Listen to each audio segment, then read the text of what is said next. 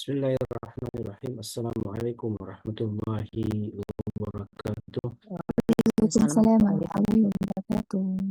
Alhamdulillahilladzi bi ni'matihi wa qadi tatibu shalihat. Asyhadu an la ilaha illallah wahdahu la syarika lahu wa nabiyya ba'da.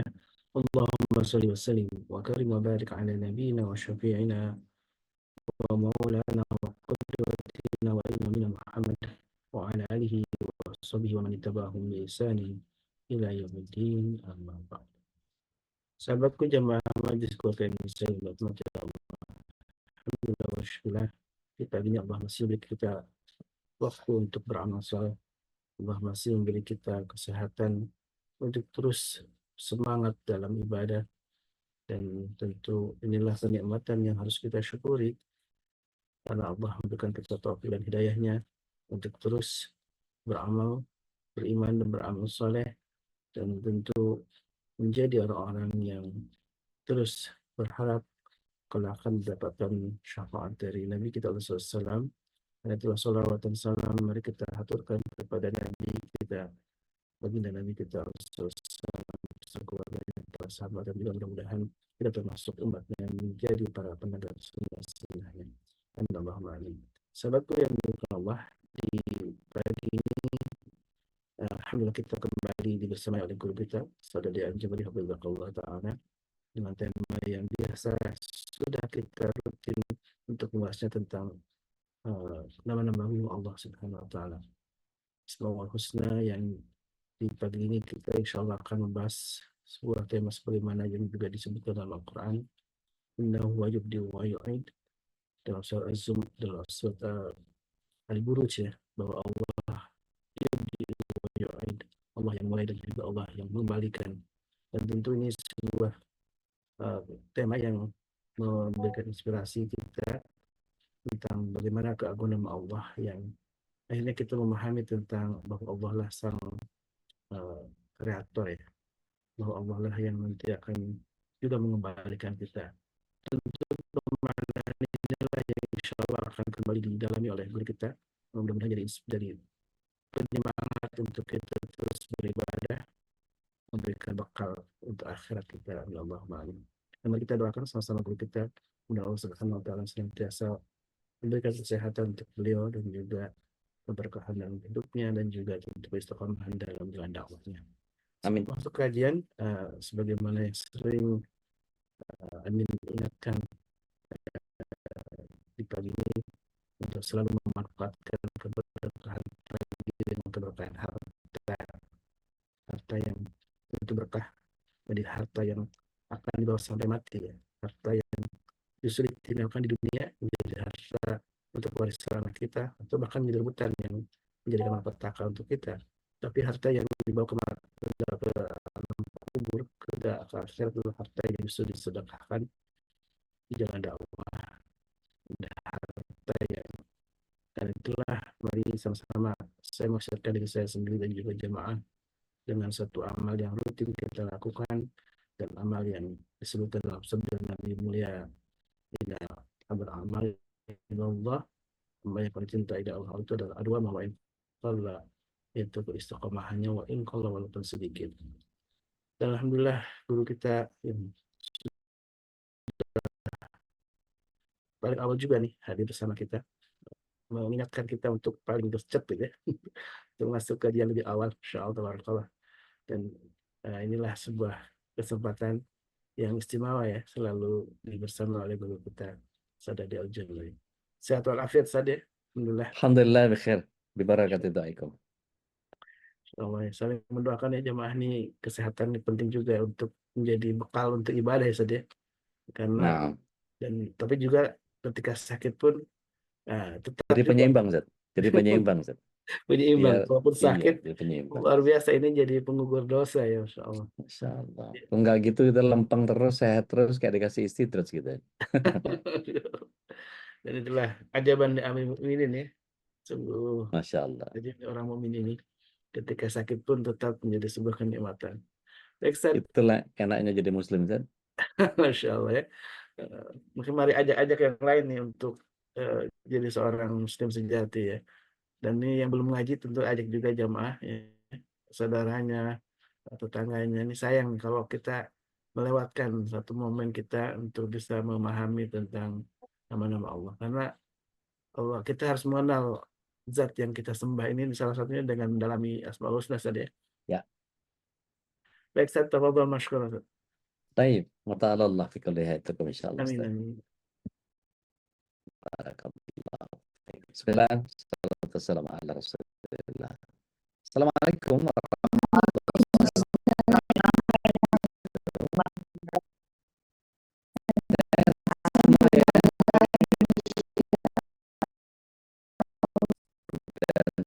masih bisa ngedengerin juga karena kita streaming juga, kita ada rekaman juga. Jadi nggak ada alasan untuk nggak ngaji lah ya. Saya bersyukur kepada Allah adalah bagian dari keniscayaan dan salawat serta salam semoga senantiasa tercurah kehadirat Rasulullah SAW berikut para keluarga, sahabat dan para pecinta risalah dan syariat beliau hingga akhir zaman. Berharap juga bahwa kita diberikan pemahaman seperti sebagaimana Allah memberikan pemahaman kepada Nabi Daud, berikan kealiman Nabi Sulaiman, Allahumma faqihna fiddin wa alimna at-ta'wil, berikan pemahaman kepada kita semua dan mengajarkan kepada kita takwil atau tafsir ayat-ayat Al-Quran dan mampu menjadi orang yang kuat menjalankan kecintaan kepada Rasulullah SAW agar kita bisa menikmati kebahagiaan tidak hanya di akhirat tetapi juga di dunia. Kadang-kadang membalancing atau menyeimbangkan antara kehidupan akhirat itu dengan kehidupan dunia menjadi sangat jomplang. Artinya kalau nggak bisa akhirat banget, kadang-kadang dunia banget. Seolah-olah kayak nggak bisa seimbang. Padahal bisa kalau mau. Gitu ya. Disinilah tempat kita mengaktualisasikan diri bahwa ada banyak informasi yang akan kita share di kajian uh, Majelis Keluarga Indonesia ini. Beruntung kita dikelilingi oleh saudara-saudara kita yang semuanya lillah, semuanya niat menghantarkan uh, keseluruhan kehidupan kita ini dibaktikan hanya untuk Allah Tabaraka wa Ta'ala. Bahwa kemudian ada yang nggak nyaman dengan cara kita berdakwah, dengan cara kita berinteraksi, ya paling seleksi alam, left group gitu kan ya. Atau setidaknya kalau para oportunis itu nggak mau ikut ngaji tapi giliran jualan getol gitu ya. Nggak apa-apa juga sih. Jadi memang dinamikanya orang eh, apa namanya menjadi makhluk sosial ya begitu itu. Oke, disclaimer-nya lagi-lagi saya ulang kalau kita bicara tentang Asmaul Husna, kita bicara tentang bukan hanya memahami bahwa oh nambah lagi nih yang ke-59 dan 60 itu adalah Asmaul Husnanya Allah yang Al-Mubdi'u wal Mu'id, tetapi lebih kepada bagaimana cara ketika Allah begitu sifatnya maka kita bagaimana? Ketika Allah yang seperti itu eh, sifatnya, maka tabiat kita harus apa? Atau setidaknya apa yang harus kita perbaiki sehingga kalau di radio itu ada yang namanya fine tuning, nggak cuma sekedar ngeset radionya ke channel yang dituju, tetapi fine tuning itu betul-betul ngebersihin dari gresek-greseknya itu, dari distraksi-distraksi keduniaan.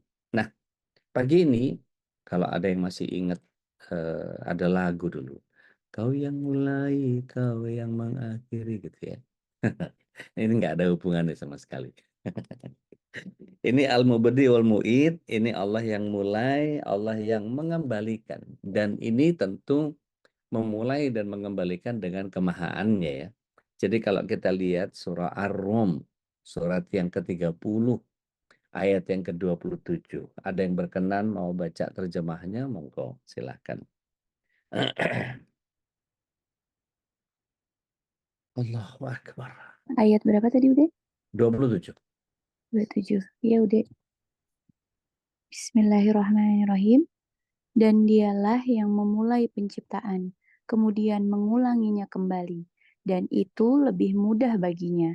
Dia memiliki sifat yang maha tinggi di langit dan di bumi, dan dialah yang maha perkasa, maha bijaksana.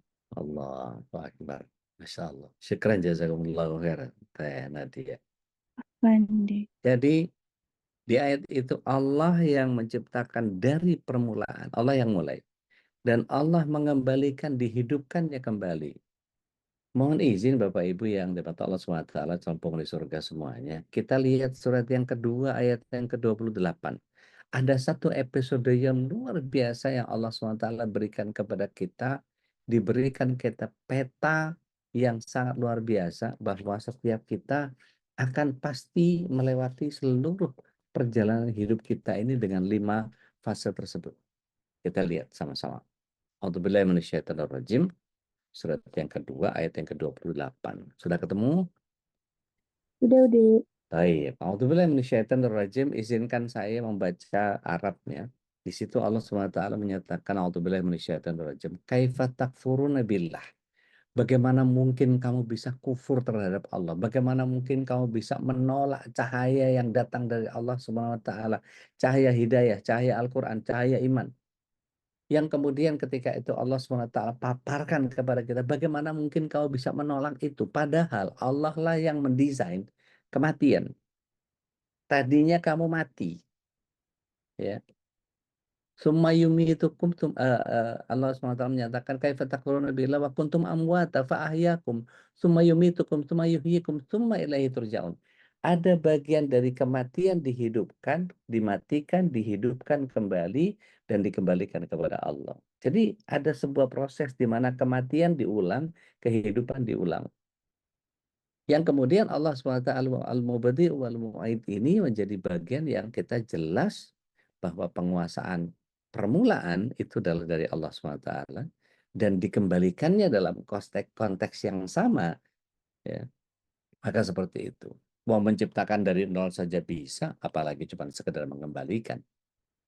Dan nanti kalau kita lihat An-Naba di awal-awal, kita akan bicara tentang bagaimana orang-orang kafir menolak tentang pemberitaan tentang hari kiamat. Bapak Ibu yang dirahmati Allah SWT, Allah adalah zat yang maha sempurna, tidak ada setitik pun cacat dalam nama, sifat, dan perbuatannya, diimani atau tidak. Di antara bentuk kesempurnaan Allah adalah kemampuan dalam menghimpun dua hal yang berlawanan. Dan sungguh, kepemilikan atas satu hal saja menunjukkan kelemahan apabila tidak dilengkapi dengan kepemilikan atas lawannya. Dan kelemahan adalah sesuatu yang mustahil ada pada Allah, maka ketika Allah memperkenalkan dirinya sebagai Al-Mubadi'u, ya, maka zat yang maha memulai, maka Allah punya sifat yang lain yang menjadi penyempurna, yaitu Al-Mu'id. Yang kemudian ketika Allah maha mengembalikan, di surah Al-Buruj, surat yang ke-85, ayat yang ke-13, sama-sama kita cek, surat yang ke-85, ayat 13. A'udzubillahi minasyaitonirrajim. Sungguh dialah yang memulai penciptaan makhluk dan menghidupkannya kembali. Masya Allah. Ya, Allah yang memulai penciptaan makhluk dan menghidupkannya kembali. Artinya, kalau kita kemudian melihat bahwa bagaimana mungkin Allah Subhanahu wa Ta'ala tidak menghidupkan kembali, untuk apa diciptakan?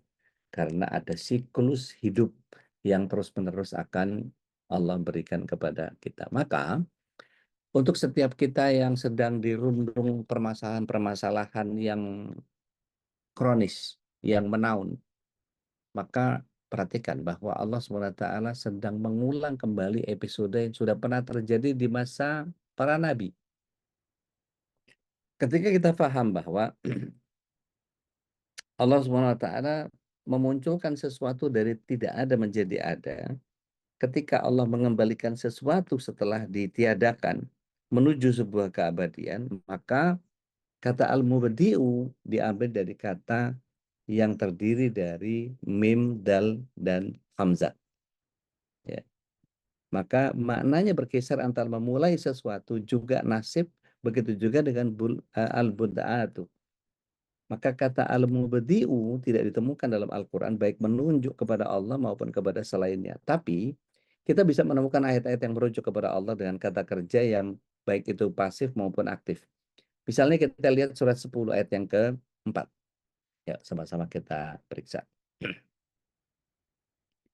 Di situ Allah SWT atau surat An-Naml, surat 27 ayat 64.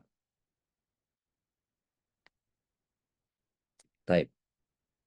Di surat 10 ayat 4-nya, Allah SWT menyatakan, A'udzubillahi minasyaitonirrajim, ya artinya, hanya kepadanya lah kamu semua akan kembali sebagai janji yang benar dari Allah. Sungguh dialah yang memulai menciptakan, ya bada'u, ya, al-makhluk, atau di dalam surah An-Naml tadi, ya, ayat 364 ketemu, apakah di samping Allah ada Tuhan yang lain? Katakanlah bukti kebenaranmu jika kau memang benar-benar orang yang benar. Jadi ulama tafsir menyatakan bahwa kata ya bada'u dalam Al-Quran ini sering disebut bahkan sampai 6 kali.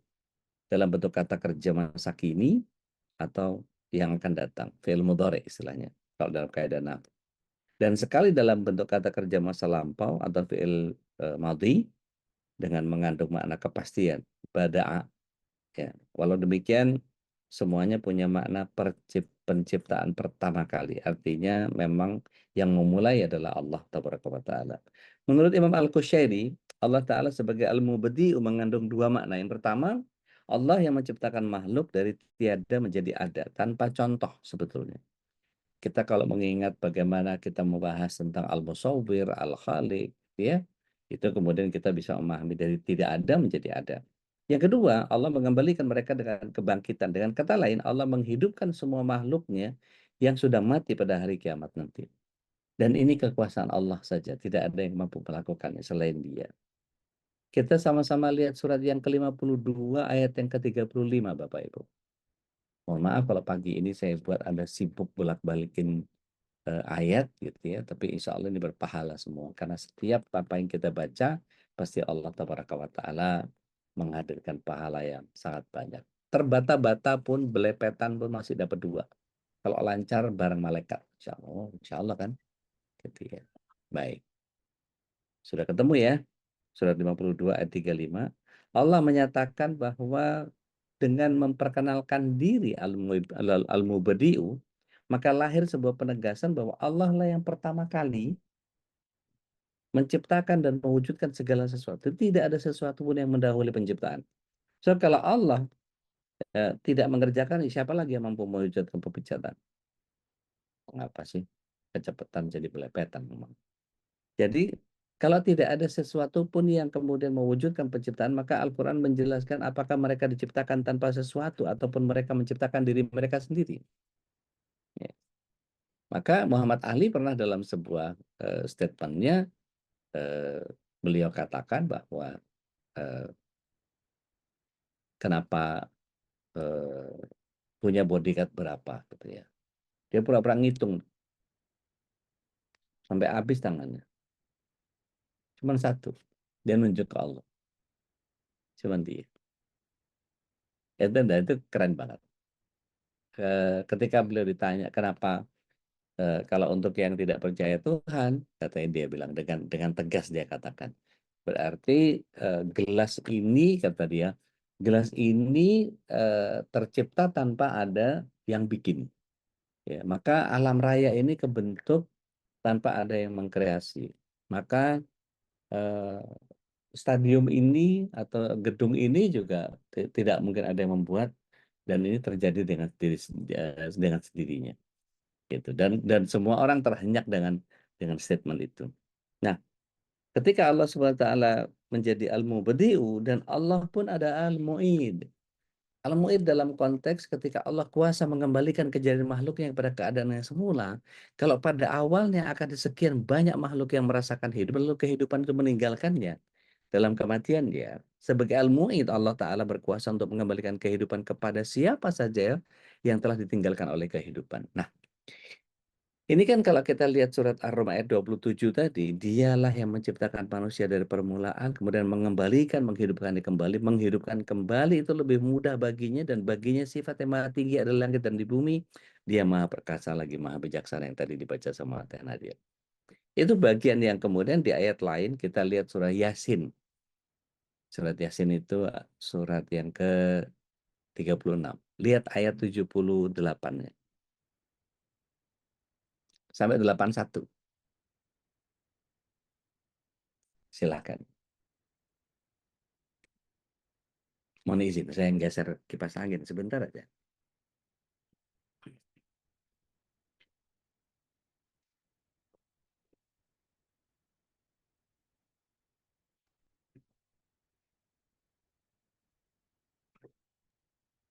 Silakan Mbak yang sudah ketemu. Ya, Bude. Mangga. 78? Ya, sampai 81. Iya. Dan dia membuat perumpamaan bagi kami dan melupakan asal kejadiannya. Dia berkata, siapakah yang dapat menghidupkan tulang belulang yang telah hancur luluh?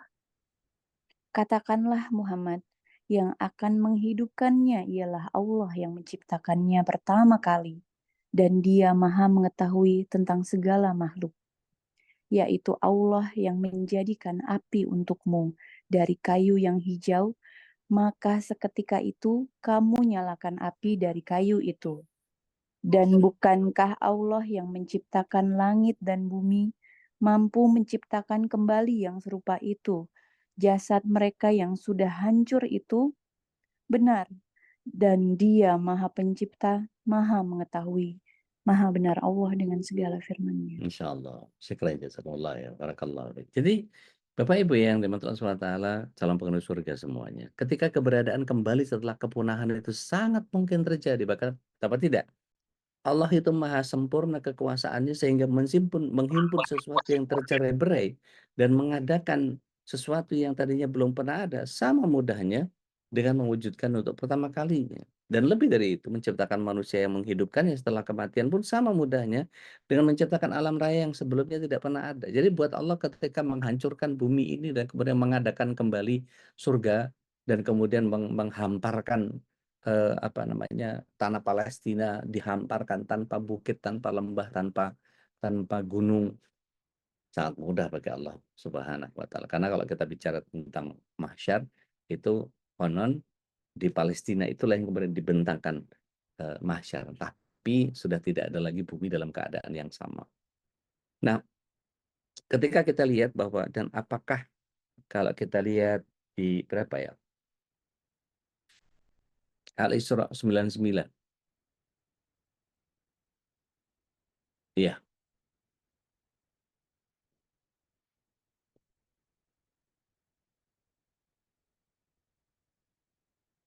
Fastabiqul khairat, kalau ada yang mau baca juga boleh loh ya, nggak harus Tena dia terus. Nanti disangkain, wah ini Tena dia kayaknya khususan. Enggak, Ya, boleh Bude. siapa. Mangga Al-Isra Mbak Yuni, 99 ya. 99. Dan Tafadhali. apakah mereka tidak memperhatikan bahwa Allah yang menciptakan langit dan bumi adalah Maha Kuasa, pula menciptakan yang serupa dengan mereka. Dan Dia telah menetapkan waktu tertentu mati atau dibangkitkan bagi mereka. Ya. Yang tidak diragukan lagi, maka orang zalim itu tidak menolaknya kecuali dengan kekafiran. Masya Allah. Syukran jazakumullah khair. Barakallah khair. Jadi ketika kita tahu bahwa Allah lah yang memulai dan Allah akan mengembalikan lagi, bagian yang harus kita yakini adalah nggak mungkin ada satupun zat atau apapun yang bisa melakukan itu kecuali Allah. Jadi kalau sudah keyakinan itu kita tuntaskan dalam pemikiran kita, selesai sudah. Jadi bagaimana spiritnya mubadi wal mu'idin. Kita harus punya perencanaan hidup supaya kita bisa kembali dengan keadaan yang selamat. Karena ketika kita hanya punya kesempatan di dunia sekali saja, kemudian kita apa istilahnya, sekali lancung ke ujian, seumur hidup tak dipercaya. Itu kan, ya Allah, kita udah bikin banyak macam tapi nggak istiqomah gitu. Kita punya amal yang bagus tapi nggak istiqomah gitu. Sehingga wafat dalam keadaan naudzubillah min dzalik, su'ul khatimah. Tadinya kalau lihat apa misalnya ketemu gitu ya, ngobrol misalnya sama siapa. Oh iya dulu saya ikut MKI. Terus terakhirnya sekarang semenjak faktor A, B, C, D saya nggak mau lagi karena anulah bla bla bla 1, 2, 3, 4, 5, 6, 7 segala macam lah dibunyiin.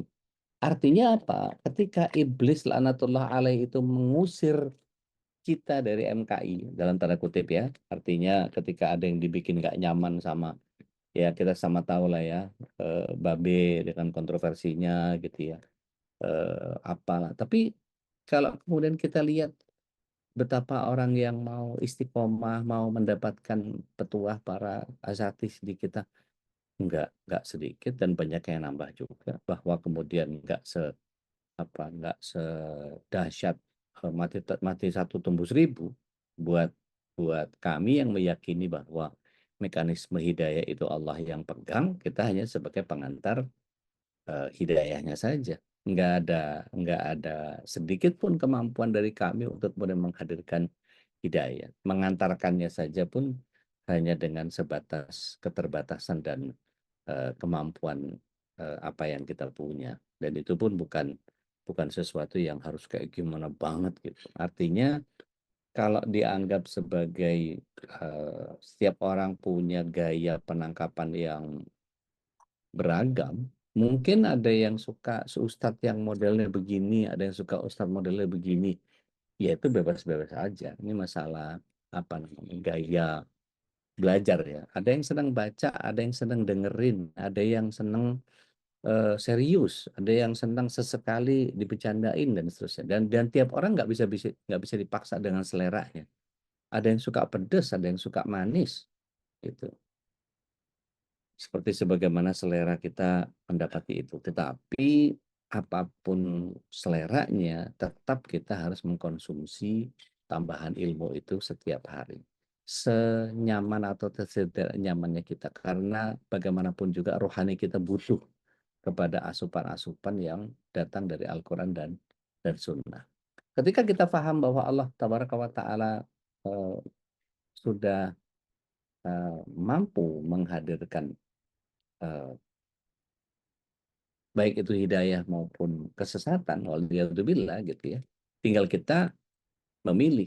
Karena kalau ditanya gini, dari 58 orang yang sekarang pagi ini masuk gitu ya, atau kalau dikurangi sama panitia, sama tim, ini mungkin sekitar 50-an orang gitu ya. Ini kira-kira ada yang tahu nggak bahwa takdirnya pasti ke surga atau pasti ke neraka? Kan nggak ada yang tahu. Gitu. Tetapi kita bisa menentukan nasib kita sendiri dengan melakukan begitu banyak kebaikan, memperbanyak potensi kebaikan-kebaikan yang bisa datang dari mana saja. Karena amal surga kita nggak pernah tahu dari yang mana. Dari sedekah yang disodorin sama Ustadz Khalis, dari membeli dagangannya Ustadz Khalis yang parfum-parfum dengan koleksi yang sangat luar biasa itu. Gitu. Makanya kalau kita ketemu sama Ustadz Khalis itu kan kepengennya cipika-cipiki aja.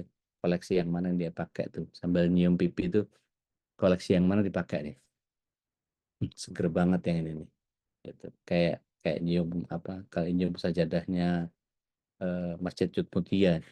Kayak nyium sajadahnya Masjidil Haram gitu. Dan seterusnya gitu ya. Nah, itu bagian yang kemudian udah pernah ngerasain empempeknya Budwi. Gitu. Udah pernah ngerasain orunanya Tenadia, udah pernah dan seterusnya. Itu menjadi bagian yang kemudian kita nggak pernah tahu dari sisi mana Allah SWT akan menjamin kita melakukan perubahan itu, kecuali kita sendiri yang melakukan perubahan itu. Nah, Bapak Ibu yang dirahmati Allah SWT, salam penghuni surga semuanya, punya perencanaan hidup supaya kita bisa kembali kepada Allah dengan selamat, itu caranya seperti apa? Di antaranya ya kita ikut kajian pagi seperti ini gitu ya. Artinya gini, kalau pemahaman terhadap asma Allah Al-Mu'id itu akan melahirkan kesadaran bahwa hidup di dunia fana ini cuma sementara. Jadi ngapain kita bermewah-mewah flexing dengan apa yang kita punya? Kenapa harus beli tas lagi karena tasnya masih banyak? Kenapa mesti beli gamis lagi wong gamisnya masih banyak? Kenapa mesti beli jam tangan lagi wong jam tangannya masih bagus? Kenapa mesti? Itu kan jadi pertanyaan-pertanyaan yang sebetulnya ini buat fungsi atau hawa nafsu sih? Fungsi atau gengsi? kalau beli sesuatu. Kita kuis deh sebentar deh. Kalau ada uang 6 juta. Kalau ada uang 6 juta. Oke, harus habis hari ini. Ya. Ada uang 6 juta harus habis hari ini. Alokasinya cuma 3. Makan, belanja, infak. Kira-kira alokasinya gimana? Ya, silakan.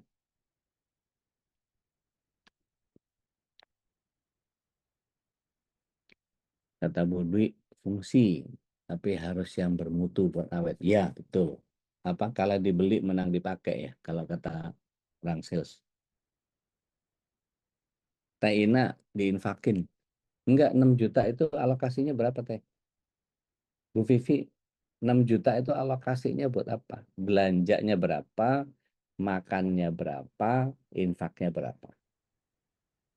Infaknya 50%, Oke, Masya Allah. 25% makan, Oke. 25% beli belanja itu tadi Oh, makan. kalau Apa? keluarga besar gitu aja nih ya, Masya Allah. Bu Dwi sedekah semua, Masya Allah. Ayo yang lain, alokasinya yang lebih rasional lah. 6 juta harus dihabiskan dalam 1 hari. Gitu. Gimana alokasinya? Sementara alokasinya hanya untuk 3. Makan, belanja, sedekah. Gimana? Yuk, saya masih Dibagi tunggu. 3. Dibagi 3. Bagi 3. 2 juta, 2 juta, 2 juta. Oke, boleh, Nah, nggak itu apa-apa. 3 juta, Enggak ada yang salah. habisnya 1,5. Gimana, Bu? 3 juta sedekah, Hmm. 1,5 juta belanja, 1,5 Nah, juta makan. oke, Masya Allah, luar biasa. Keluarga besar ini, makan 1,5 juta. Oke, ini Bu Pungki. Makan 10%, belanja Oh, 10%, 80%. 1 hari. Wah, Masya Allah. Makan udah banyak Hmm. 600.000. Belanja 600.000 untuk 1 bulan.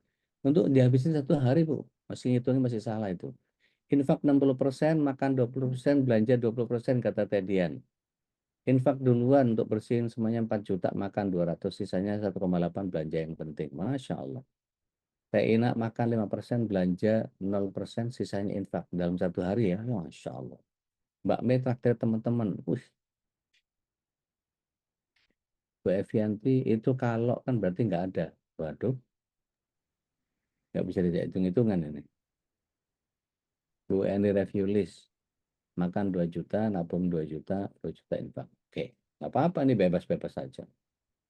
Oke, yang benar yang mana? Nggak ada yang benar. Itu kan memunculkan sifat kita aja terhadap pembelanjaan, gitu kan ya. Saya ini kuisnya kuis bukan siapa yang salah, siapa yang benar, dan menjadi pemenangnya adalah si Anu, bukan. Tapi lebih kepada ya begitulah sikap kita ketika kita punya harta. Gitu ya. Jadi kalau hari ini kita punya harta 6 juta, ada yang punya modal duit tadi, sedekahin semua. Kok sedekahin semua? Iya, tinggal ngayal lagi kan gitu. Gampang. Tinggal ngayal aja. Susah amat gitu. Ada yang tadi dibagi rata 2 juta, 2 juta. Yang benar tuh. Bukankah hari ini belanja yang kita udah belanja kemarin masih ada kan gitu. Buat makan hari ini udah ada kan di kita, ngapain mesti tambah-tambahin gitu kan ya. Jadi terserah kita, ya terserah kita. Jadi nggak ada yang keliru, nggak ada yang salah. Oke, ketika kita tahu bahwa Allah yang menciptakan kita pertama kali dan kemudian secara terpaksa maupun sukarela itu akan kembali kepada Allah SWT dan dituntut untuk bahwa amal kebaikan sebanyak yang dia mampu, bukan bawa beban dosa yang memberatkan punggung dan menghinakan diri di hadapan Allah Tabaraka wa Ta'ala, maka ketika kita ingin kembali kepada Allah dengan kondisi semacam ini bawa predikat jiwa yang tenang, jiwa yang selamat. Karena apa? Kita lihat surat 26 ayat 8889. Mudah-mudahan saya nggak keliru. A'udzubillahi minasyaitonir rajim. Al-yaum la yanfa'u malun wala banun illa man atallahi biqalbin salim. Ada hari di mana ketika harta dan anak tidak ada manfaatnya kecuali seseorang menghadap kepada Allah dengan hati yang selamat. Nah, Hati yang selamat itu mau gimana kita? Sudahkah kita sudah mempersiapkan diri untuk selamat di hadapan Allah Subhanahu wa taala? Dengan sedekah seberapa keren? Dengan rekening riba yang masih terus kita pertahankan, kemudian kita ngomong bahwa ini cuma buat transfer-transfer doang, Ustadz. Akad ribanya tuh loh masih ada terus, diakui terus. Ayo dong, please, tolong. Yang masih apa masih pakai BCA, masih pakai Mandiri yang polos-polos, nggak ada syariah-syariahnya. Ayo dong, bikin apa susahnya sih? Tinggal kita keluar sebentar, makan makan siang sebentar bisa itu kalau mau mah. Ayo dong diupayakan, tunjukkan bukan kepada saya, kepada Allah. Jadi nanti kalau pertanggungjawaban kita itu kemudian, kenapa kamu ada pilihan syariah, kamu masih tetap pakai riba? Ayo ngomong apa sama Allah? Berhadapan apa sama Allah kalau kayak begitu tuh? Ayo dong, para suami yang istrinya masih suka transfer pakai BCA Mandiri, tolong diingetin. Ayo dong, para istri yang masih suaminya masih suka pakai, aduh, gitu deh. Saya ngingetin, kalian nyinyir banget sih nih Ustadz, kayak yang bener aja, kayak yang bakal masuk sholat sendiri. Enggak gitu saya. I love you sekebon pokoknya. Karena saya justru mencintai Anda semua karena Allah, maka saya ingin berbagi nikmat lezatnya iman dan ibadah itu supaya jangan sampai keganggu untuk urusan itu. Kita udah jungkang-jungking, udah tahajud, udah duha, ada apa segala macam. Nangis sampai mewek-mewek itu, ya Allah kenapa sih ya Allah, riba dodol. Kan nggak enak. Kurang apa Rasulullah SAW menyatakan bahwa ada orang yang bersafar, bajunya kusut, rambutnya kucal. Dia mengangkat tangannya di hadapan Ka'bah. Dia menyatakan, ya Rob, ya Rob, ya Rob. Bahkan ada 3 variabel yang memungkinkan dia pasti dikabul. Orang bersafar, coba nanti di-share tuh, teman-teman bisa share. Tedina, mungkin orang bersafar itu kabul doanya, mustajab doa. Orang bersafar. 1. Yang kedua, panah langit ini Allah SWT malu untuk tidak mengabulkan orang yang memanjatkan kedua tanganmu. Dan Allah perintahkan sendiri, walillahil asmaul husna fada'uhu biha. Kita menyebut asma Allah, ya Rabb, ya Rabb, ya Rabb. Maka sudah pasti dikabul sama Allah SWT. Kemudian ketika dikonfirmasi kepada Rasulullah SAW, apa yang terjadi? Bagaimana mungkin dia dikabul sama Allah? Makannya masih haram. Baju yang dikenakan masih haram. Pekerjaannya masih haram. Come on, guys. Saya cuma ngikutin doang loh ya. Saya cuma sekedar menyambung apa yang Rasulullah SAW meresahkan terhadap kita. Maka nggak akan rugi kita ganti. Ya, saya cuma bisa berharap bahwa MKIP segera terwujud dan kemudian semua bayarnya pakai MKIP gitu. Itu buat saya menjadi lebih bahagia dan menyenangkan. Tapi setidaknya kalau bisa kita kurangi lah yang dari BCA, dari Mandiri gitu, nongol terus tiap hari gitu, rutin. Bagus banget. Rutin, sedekahnya keren, keren banget. Ampun dah. Tetapi itu tadi. Gitu. Ya, oke, udah langsung ada nanya nih. Sebentar, mana dia?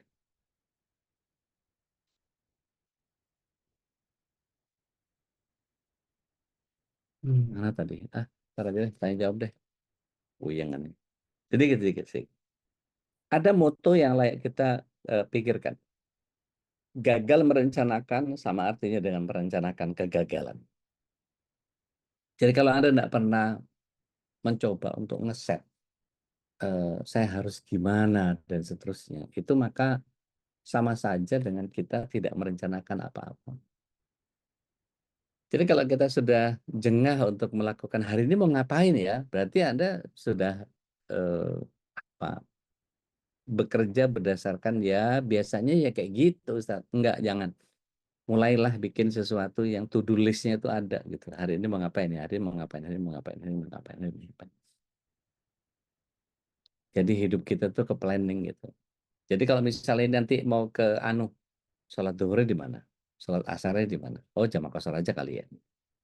nanti makan siang di ini apa segala macam. Makanya saya senang sama orang-orang yang terorganisir hidupnya ketika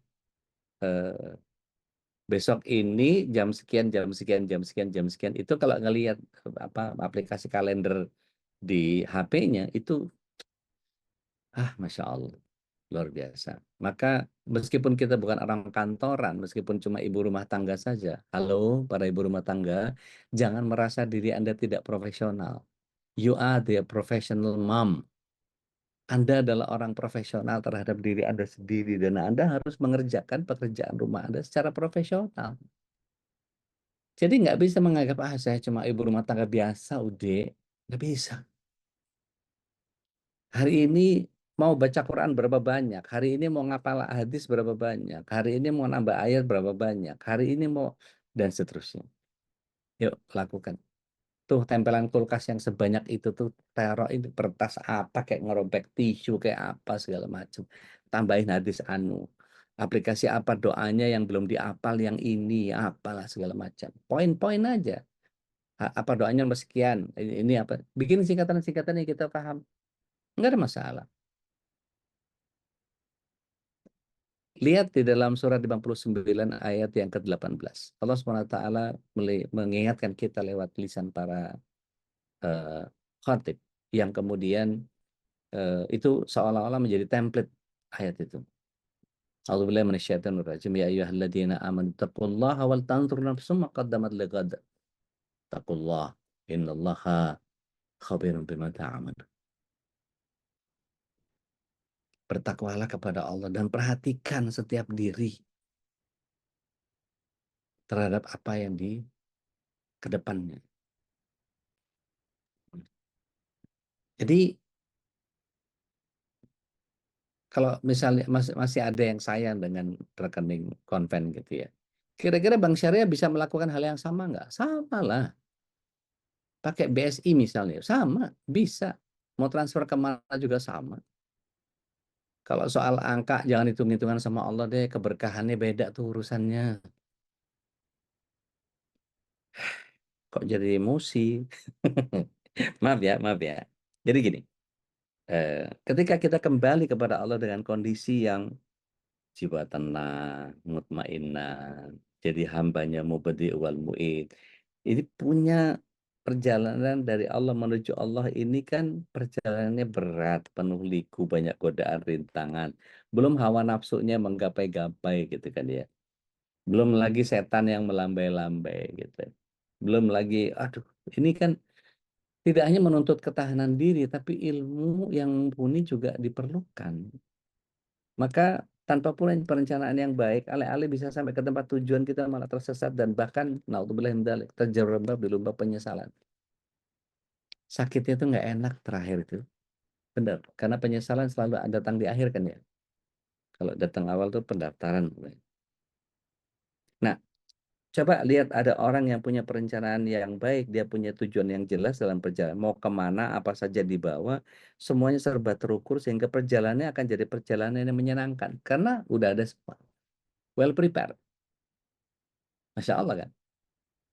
Lihat bagaimana orang yang hendak berpetualang ke hutan misalnya. Dia akan selalu berusaha untuk mengenali petanya, nanti lewatnya jalur sini, ya, mencari tahu tentang situasi yang terburuk yang mungkin terjadi, lalu bertanya dengan cara mengatasinya, persiapan-persiapan perbekalan yang sesuai kebutuhan, alat-alat emergensi apa saja yang dibutuhkan, alat-alat survivor apa saja yang mesti dibutuhkan, gula Jawa mau bawa berapa banyak, coklat mau bawa berapa banyak, gitu. Mau bawa parafin atau enggak, mau apa namanya, banyak lah, pisau atau pisau-pisau kecil gitu mau dibawa atau enggak, sepatu, milih sepatunya seperti apa, bajunya gitu, yang kira-kira tahan dingin, bahannya apa, itu dipelajari betul, kalau enggak konyol gitu. Dan orang yang paling lengkap rencananya dengan data yang tepat, info melimpah, serta pengetahuan yang memadai, yang bersangkutan bisa menikmati perjalanan sampai ke tempat yang paling sulit sekalipun. Begitu pula ketika orang yang hidupnya terencana dengan baik, dia akan melakukan segala sesuatu dengan sangat sangkil mangkus. Apa itu Sangkil Mangkus? Buka KBBI. Kita akan ketemu dua kata bahasa Inggris yang diterjemahkan dalam bahasa Indonesia itu Sangkil Mangkus. Apa Sangkil Mangkus? Efisien, efektif. Kita bisa hemat waktu, hemat biaya, hemat tenaga, hemat pikiran, hemat energi. Karena semuanya terukur. Seandainya nggak gini, nggak gitu kan. Nah, kan gitu. Jadi habis waktu buat, tahu gitu kan. Istilahnya kita, ya udahlah, mau kemana nih? Ya kemana aja lah. Ngabisin bensin. Nggak tahu bener kehabisan bensin. Karena nggak ngisi. Kan apa dibilangnya? Orang-orang kayak gini kan orang tit gitu kan. Terlepas dari sensor itu. Seorang ibu yang tidak punya perencanaan belanja bulanan cenderung beli sesuatu yang tidak diperlukan. Beda dengan yang sudah punya perencanaan matang. Sepekan, siapa di antara kita yang suka bikin menu pekanan? Coba angkat tangan, pengen tahu berapa orang? Ya, pengen tahu. Satu, Teh Nadia. Siapa lagi? Dua, Teh Dina. Siapa lagi? Bu Vivi. Siapa lagi? Udah nih, bertiga doang. 60 orang. Mbak Deva. Masya Allah. Teh Nina. Tuh, kan? Ayo dong yuk, bisa kali ya. Bisa kali ya. Kita bikin ini. Jadi yang dibelanjain apa? Udah tahu, oh ini gulanya sekian, ini beras sekian, ini gula sekian, telur sekian. Enggak tiap kali Indomaret, Alfamaret, supermarket, Madura Mart, apalah segala macam dan seterusnya dan seterusnya. Gitu. Oke, ala kulli hal gini. Ketika kita tahu bahwa kekurangan itu bisa diantisipasi dari awal, kita nggak bisa switch nggak dengan sesuatu yang lain. Kalau perencanaan kita matang bisa. Ibaratnya sama kayak kayak para para koki yang kemudian dia misalnya pendidikan dia di Jepang pakai mirin, pakai sake, pakai apa segala macam dan seterusnya. Bahkan ada beberapa orang yang kalau minum soju itu ini banget macam-macam banget gitu lah, bikin will apalah twistingnya sampai kayak gimana banget minum itu sampai wah pokoknya bergaya banget dah ya seolah-olah itu udah keren habis gitu ya. Tetapi kalau kemudian ada orang yang ingin menggantikan ingredient, dia ingin menjaga otentisitas resep. Padahal kalau dia mau ngulik gitu ya, mengganti arak masak, angcu, bisa nggak pakai kecap Inggris? Bisa nggak dia main cuka garam sama tambahin apa? Eksperimen memang harus create sehingga dia menjadi sangat spesifik bumbunya untuk urusan itu sendiri. Gitu. Jadi pelajaran masuk memasak ini.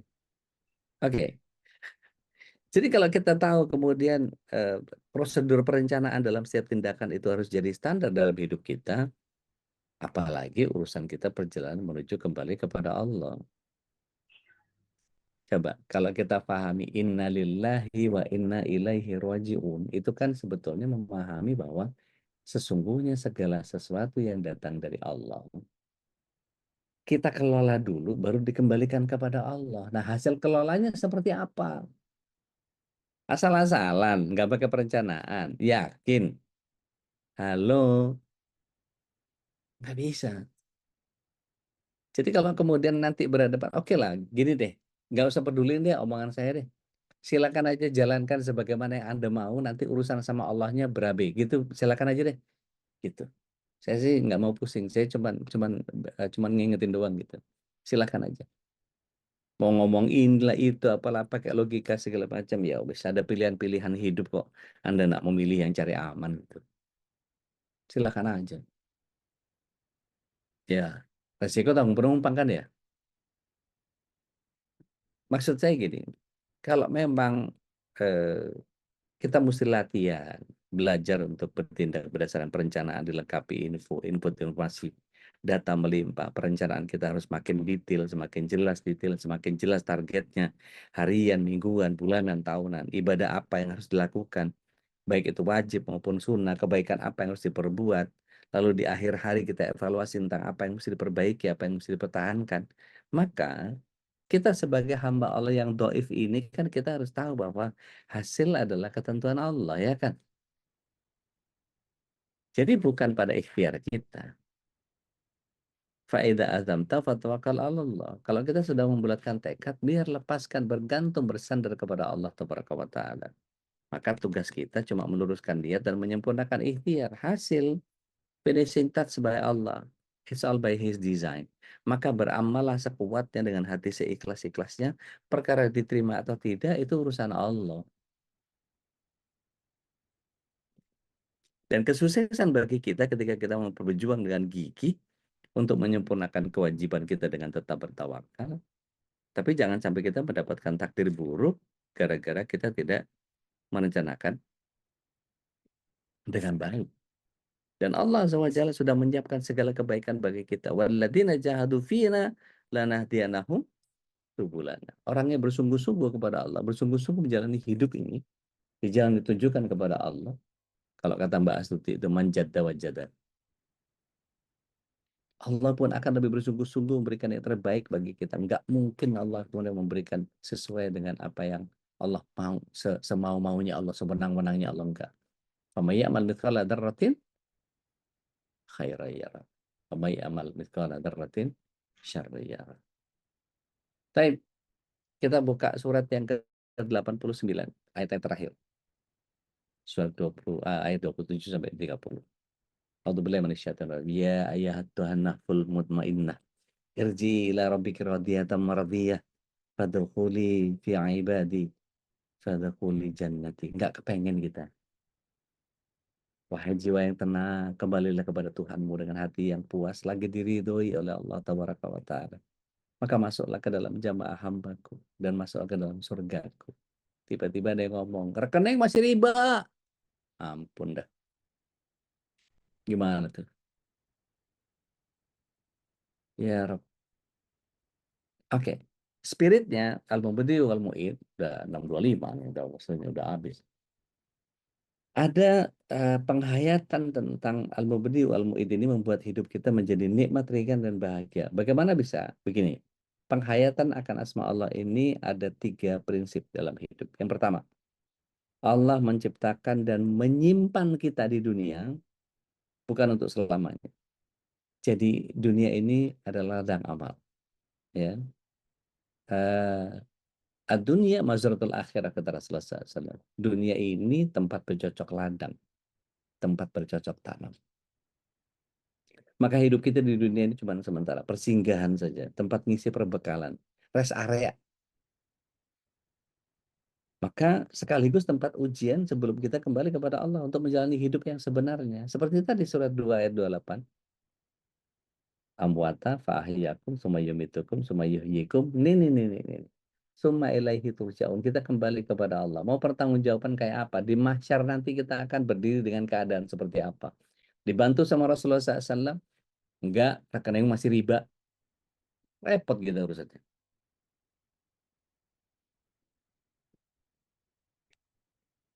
Artinya gini, dunia cuma sarana ya, bukan tujuan. Yang ketika pertemuan dengan Allah ini terminal akhir kehidupan kita, maka pemahaman kita akan hal ini akan membuat kita bijak menghadapi hidup ini. Nggak serakah. Apa-apa hitungannya duit, hitungannya. Memang kita butuh duit, tapi bukan segala-galanya. Betul segala-galanya bisa selesai dengan duit, tapi kebahagiaan tidak, keimanan tidak, kelezatan ibadah tidak. Mau bayar berapa kita? Nggak bisa. Mungkin ada orang yang senang keluar sana sini, pergi sana sini, segala macam. Bacaannya gimana? Hafalannya gimana? Suruh baca ini nggak tahu, suruh baca apa nggak tahu. Pakai baju mungkin bacaannya nggak tahu. Ke pasar mungkin nggak tahu bacaannya. Come on, katanya jadi umat Rasulullah SAW. Ayolah. Kalau kemudian kita tidak mengusahakan untuk diri kita sendiri, kita tidak memperbaiki diri kita sendiri, mau nyuruh siapa? Mau membayar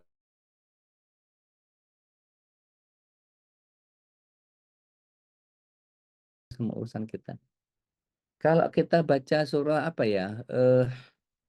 Allahumma sholli ala Muhammad. Surah Abasa. Ya. Ada orang yang kemudian lari dari bapaknya, lari dari ibunya, bahkan lari dari saudaranya. Sedih banget kalau baca itu. Maka Kalau kita dilanda kecewa, kegalauan, bekal kita nggak cukup, itu nanti ya terluput dari segala kesempatan beramal soleh. Udah sakit, kata Rasulullah SAW, jaga 5 sebelum 5. Sebelum sakit, masih sehat, yuk beramal. Masih kaya, sebelum miskin, yuk beramal. Masih muda, belum tua, yuk beramal. Sebelum mati, masih hidup, yuk beramal.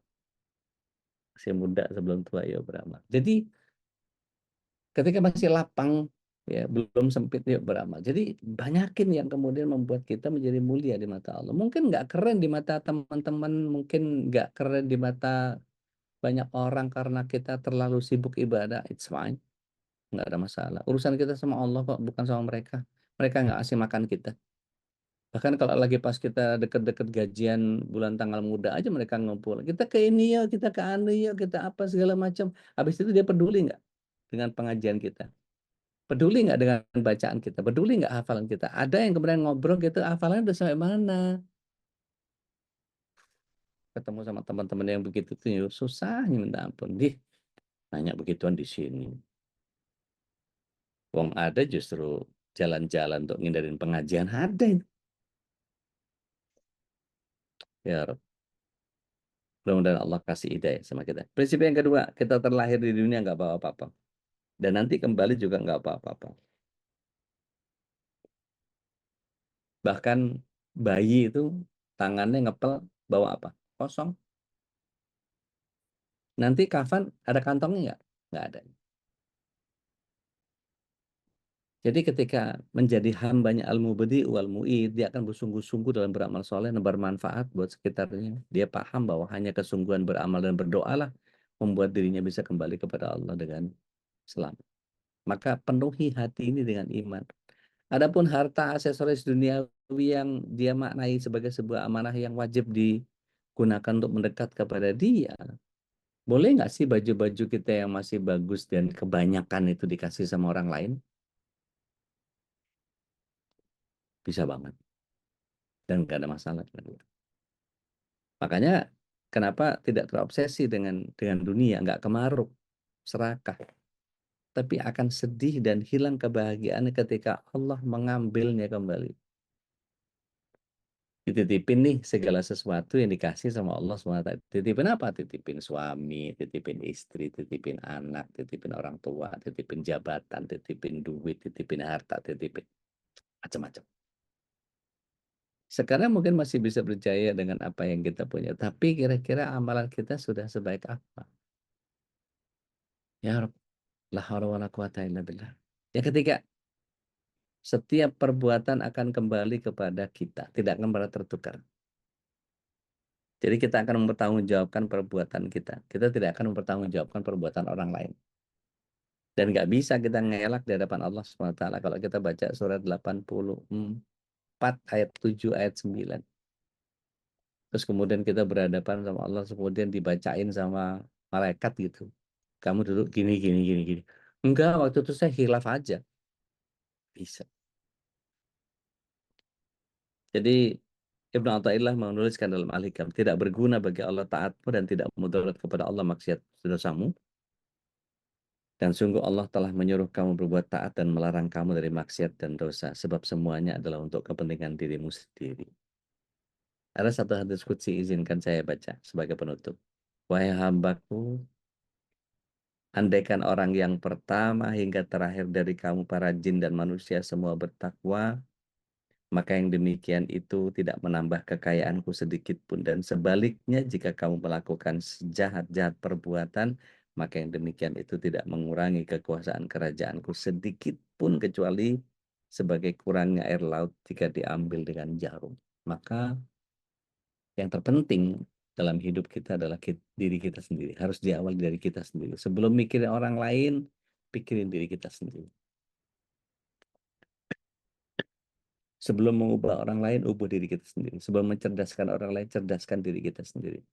Ketika kita lebih fokus kepada orang lain, mengabaikan diri sendiri, semua tidak akan pernah bisa maksimal. Bahkan bisa mencelakakan. Kita sibuk sama orang lain. Ada orang yang bahagia ketika ngumpul sama sebagian orang, setelah itu kebahagiaannya hanya dengan ketawa ketiwinya saja. Setelah itu dia akan berhadapan dengan Allah dengan ketawa ketiwinya? No. Wallah tidak. Kita akan berhadapan dengan air mata kita.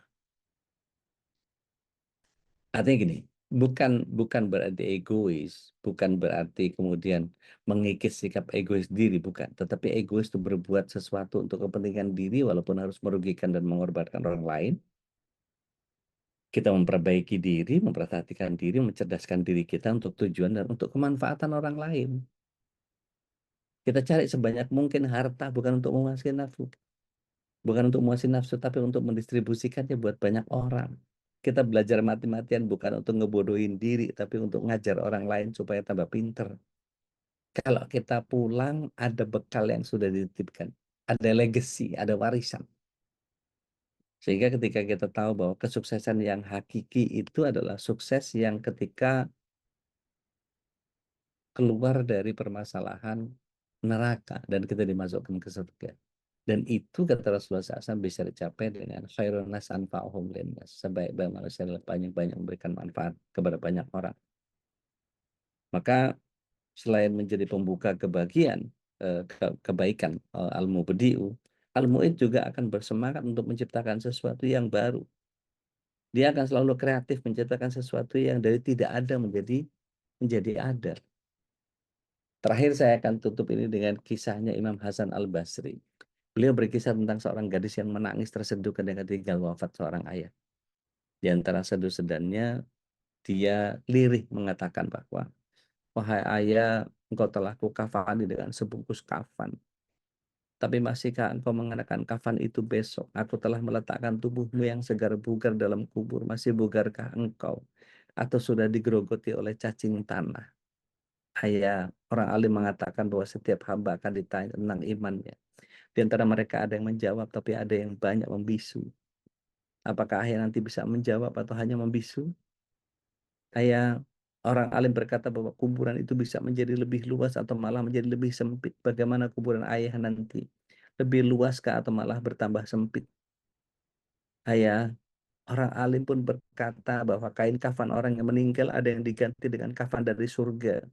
Ada yang diganti pula dengan kafan dari api neraka. Kain kafan dari manakah yang ayah gunakan sekarang? Dari surga atau dari neraka? Masih terdengar lirihnya. Ya Allah, ayah, orang alim berkata bahwa kuburan itu merupakan sejual taman dari taman surga. Tapi juga merupakan sebuah lubang dari api neraka. Ya, aku pikirkan bagaimana kuburan ayah sekarang. Taman surga atau lubang neraka. Orang alim juga berkata, ayah, bahwa liang kuburan bisa menghangati si mayat untuk memeluknya bagai pelukan seorang ibu kepada anaknya. Akan tetapi bisa menjadi lilitan erat yang meremukkan tulang-tulang si mayit. Bagaimana keadaan tubuh ayah sekarang? Pelukan mana yang ayah rasakan? Orang alim berkata bahwa orang yang dikebumikan itu ada yang menyesal mengapa dulu semasa hidupnya tidak memperbanyak amal kebaikan, tapi malah ngumbar maksiat. Yang ingin aku tanyakan, apakah ayah termasuk orang yang menyesal karena perbuatan maksiat, ataukah menyesal karena terlalu sedikit melakukan amal kebaikan? Ayah, dahulu aku selalu memanggil namamu, tentu engkau akan menjawab. Tetapi kini kau telah kupanggil dan tidak menjawab. Kini kau telah terpisah denganku, tidak akan bersua kembali sampai datangnya hari kiamat. Semoga Allah tidak menghalangi perjumpaanku denganmu.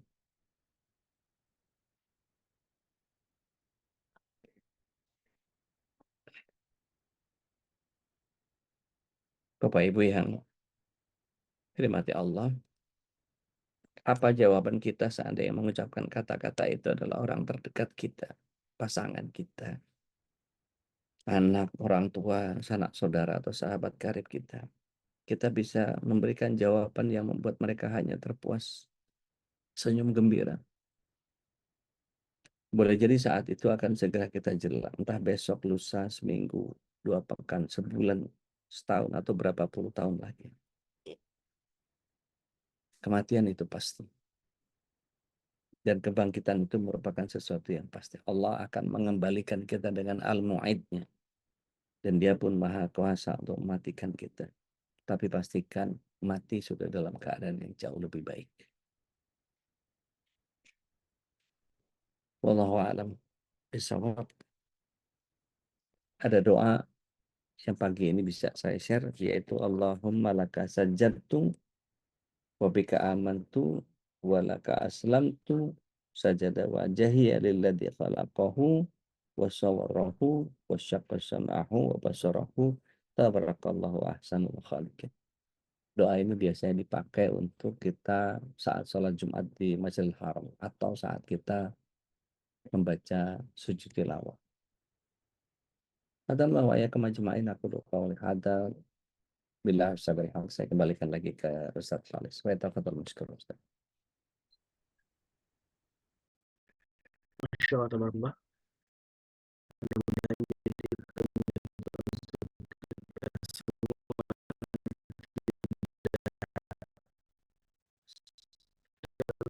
yang kita pasti itu apakah kita menjadi ahli surga atau tidak, yang tidak pasti khotimah.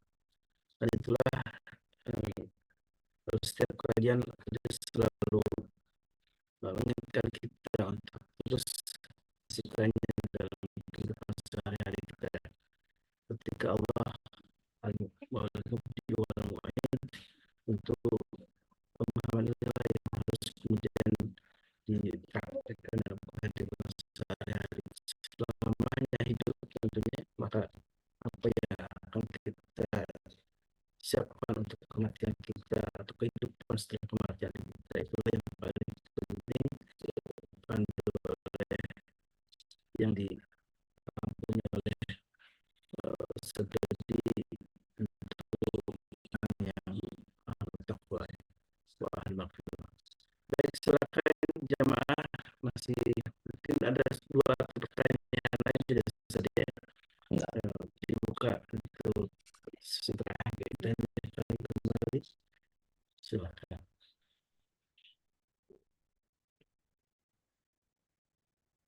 Dan kalau soal tadi perbankan memang menuju kepada ulama saja. Kalau tentu ada pendapat para ulama yang mengatakan ini kan bukan keinginan kita ya, menggajinya di bank konvensional kemudian boleh ditarik, dan itu di asal kemudian ditarik semuanya kemudian diparkir lagi di bank syariah itu saja. Setidaknya Kalau itu ya, karena makanya setidaknya dia bisa transfer ke dia nunjukin bukti transfernya ke MKI, jangan pakai rekening gitu. Jadi masih punya kengerian lah sama Allah itu. Riba itu diperangi.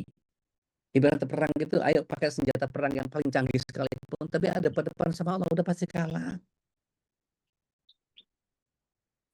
baik, alhamdulillah, masyaAllah, jazakallahu khairan. Mudah-mudahan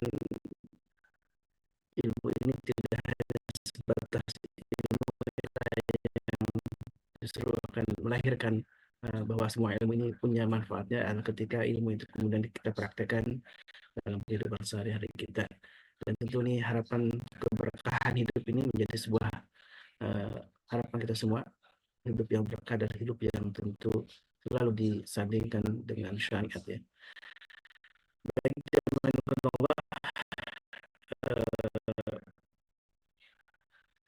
jazakumullah khairan dalam kajian ini, dan sudah rutin bersedekah di MKI. Mudah-mudahan amal yang diamanahkan kepada kami, semua harta yang diamanahkan kepada kami ini, sebagian kita akan untuk alokasikan untuk kita di Gaza, ada juga yang sebagian kita alokasikan untuk kegiatan rumah tahfidz ya, ada rumah tahfidz Al-Kausar, juga ada di Al-Quran Tuhan Bersepuluh Pajak, dan tentu untuk kegiatan operasional dakwah kami di MKI menjadi sebuah hal yang penting ketika semuanya ditanggung bersama-sama, karena wa ta'awanu 'alal birri wat taqwa ya.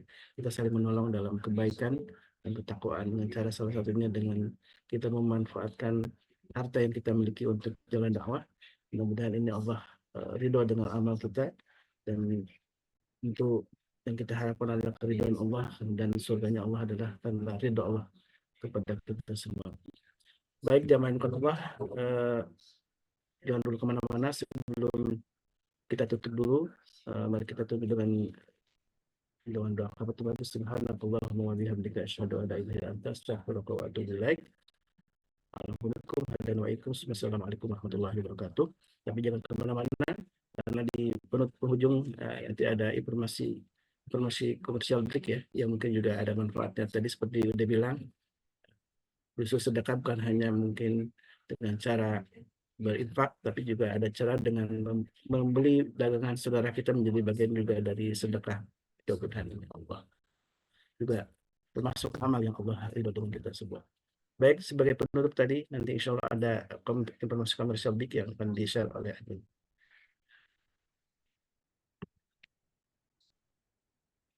أعوذ